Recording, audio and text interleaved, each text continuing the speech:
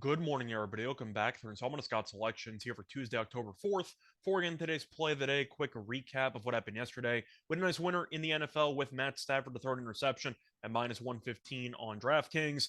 All reliable, cashed for us again. Took a while, but he threw one into the fourth quarter. So a nice winner there. Look for another winner here on Tuesday. And for today's play of the day, going back to the baseball card, look at a matchup between the Tigers and the Mariners taking place at around 6 p.m.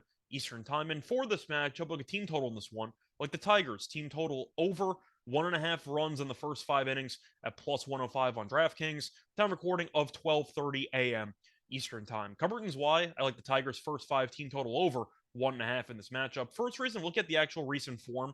I know that Seattle's playing for something and Detroit is not. However, Detroit's actually been really good for the past couple of weeks, and it seems like the young guys have really taken pride in actually having some major league playing time because Detroit has won 9 of its last 10 games. If you want to go through the offensive numbers, especially in the first five, Detroit's actually been good over the past week. The Tigers have scored at least 2 runs in the first 5 innings in 5 of their last 6 games. We're going to go through the actual pitcher for Seattle. You have Marco Gonzalez on the mound. We faded him last time out, and his game against Gray went over by, I forgot what it was, 12 runs, something like that, or something crazy. But Gonzalez was not good, and he has not been good in his last 3 outings. 16 and one-third innings pitched, 6.61 ERA. He's also allowed at least 2 runs in the first 5 innings in 5 of his last 6 starts. So Gonzalez has really gotten off to slow performances or slow starts in the first couple innings. And I do think as a result, that trend should continue since Detroit has randomly been seeing the ball well lately, especially early in games.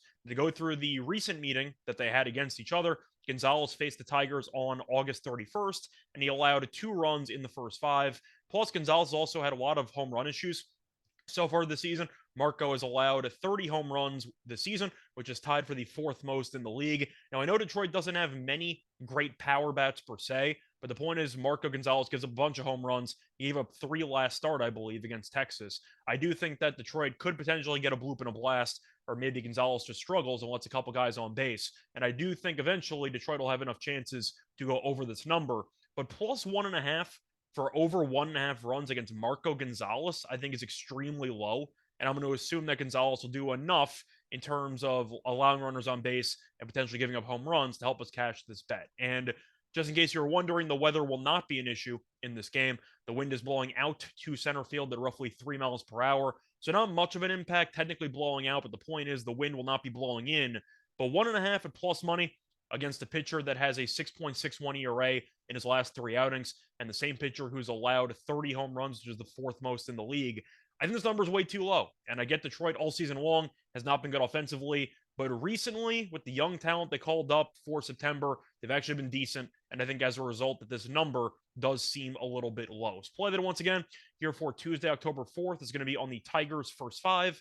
Team total over 1.5 runs at plus 105 on DraftKings. Bye, everyone.